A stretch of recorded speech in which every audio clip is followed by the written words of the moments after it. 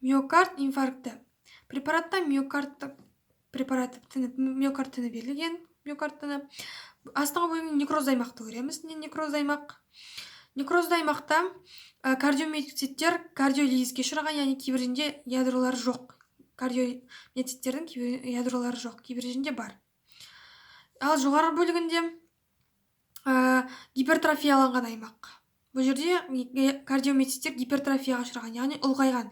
Ядролар да ұлғайған. Яғни бұлшетті ұлғайған.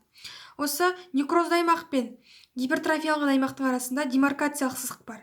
Демаркациялық сызықтың ішінде лейкоциттік инфильтрация, лейкоциттердің барлығы нүктелер, көк нүктелер, және қанға толған қан тамырларын көреміз.